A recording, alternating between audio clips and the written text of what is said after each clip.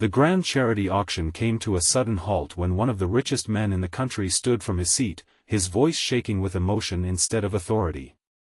His eyes were locked on a tiny silver pendant hanging around the neck of a frightened teenage delivery boy. The billionaire's face turned pale as years of buried grief rushed back in an instant.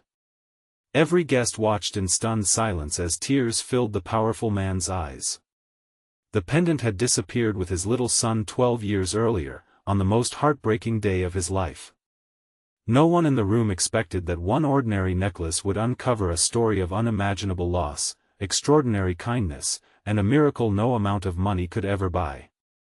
If you believe kindness, forgiveness, hope, and second chances still exist, please take a moment to like this video, leave a meaningful comment, share it with someone who needs encouragement today, and subscribe to our channel. Every bit of support helps our community continue sharing stories that remind us compassion can change lives in ways we never expect.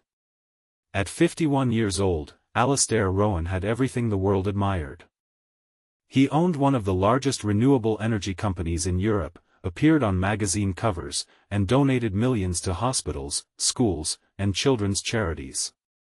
Yet behind every achievement lived a father carrying an invisible wound that had never healed. 12 years earlier, during a crowded daytime street festival, his 6-year-old son Finn disappeared. Police searched tirelessly. Volunteers covered entire cities with posters. News stations followed the heartbreaking story for months. Despite every effort, no trace of the little boy was ever found except for a broken toy lying near the festival entrance. The tiny silver pendant Finn always wore, engraved with a compass and the words "Always find your way home," vanished with him. Alastair's marriage slowly collapsed beneath unbearable grief. His wife passed away several years later after a long illness, still believing their son might somehow be alive. From that day forward, Alastair quietly wore a matching pendant beneath his shirt every single day, refusing to abandon hope completely, even when everyone else told him it was time to move on. Across the city lived Brenner Cole, a 17-year-old delivery worker raising his younger sister after losing both of their foster parents. Life had never been easy for him, but he carried himself with remarkable honesty. Around his neck hung an old silver pendant he had worn for as long as he could remember. He believed it had belonged to his birth family because it had been with him since he entered foster care as a small child. He knew nothing else about his past. On the afternoon of the charity auction, Brenner arrived only to deliver floral arrangements donated by a local shop where he worked part-time. He had no interest in expensive paintings or wealthy guests. He simply wanted to finish his deliveries and return to pick up his sister from school. As he carried the final arrangement across the ballroom, the pendant slipped from beneath his shirt. Sunlight pouring through the tall windows reflected off the polished silver. Alastair saw it. The room fell silent. His voice broke as he cried that the pendant belonged to his son. Guests exchanged confused glances while security instinctively stepped toward the teenager. Brenner stood frozen, terrified that he was somehow being accused of theft. But Alastair looked beyond the necklace. He noticed something else. A tiny crescent-shaped birthmark just below Brenner's left ear. Finn had the exact same birthmark. Memories overwhelmed him so powerfully that he struggled to remain standing. Instead of accusing the frightened teenager, Alastair quietly asked where he had gotten the pendant. Brenner honestly admitted he didn't know. He explained that he had grown up in foster care with almost no information about his childhood.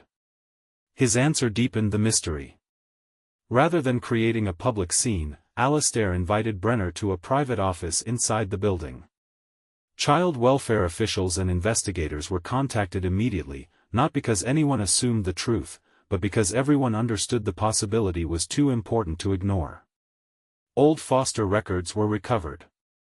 Hospital archives were searched. Retired investigators reopened forgotten files. Days turned into weeks.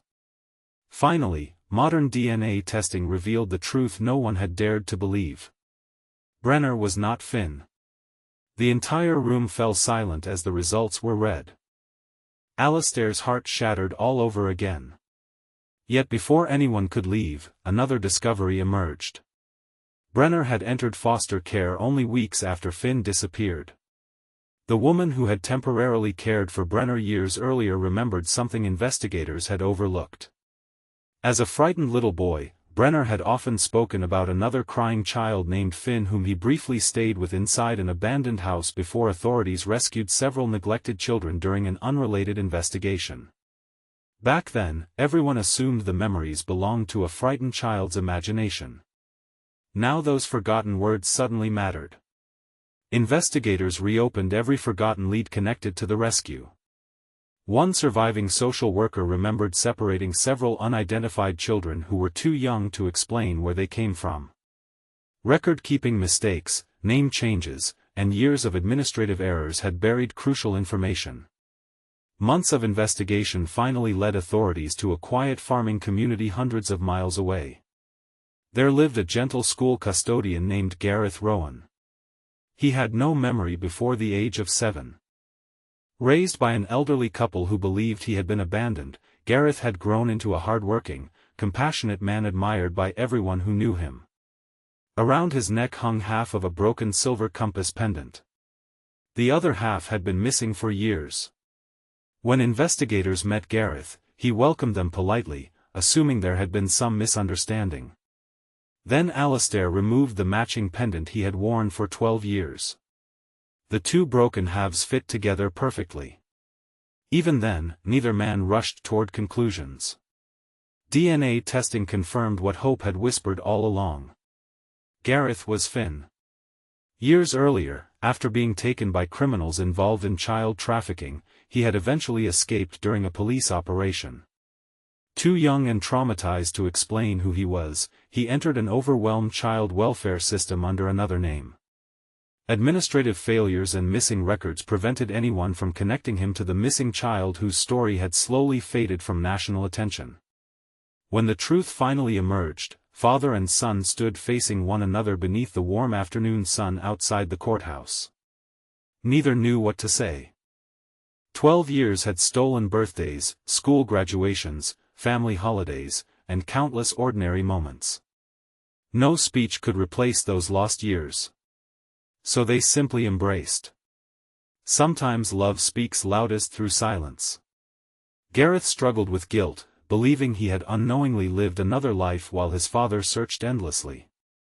Alistair gently reminded him that children never choose the tragedies that happen to them. Healing began slowly. Not with extravagant gifts.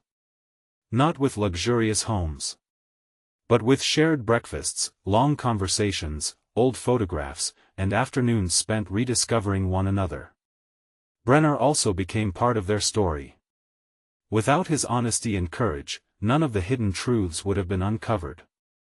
Alistair quietly funded college for Brenner and his younger sister, refusing to call it charity. He called it gratitude.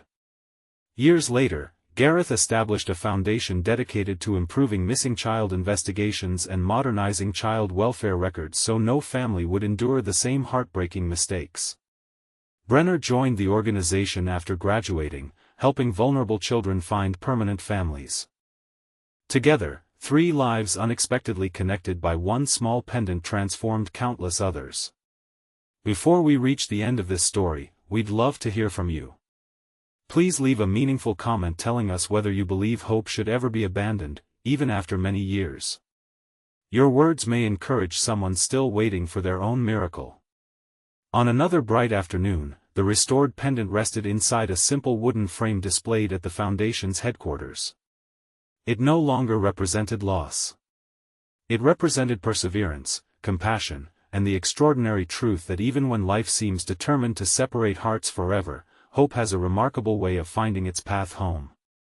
If this story touched your heart, please like this video, leave a meaningful comment, share it with someone who needs hope today, and subscribe to our channel so you never miss another emotional journey. Together, our community can continue reminding the world that the greatest treasures are never measured by wealth, but by the people we refuse to stop believing in.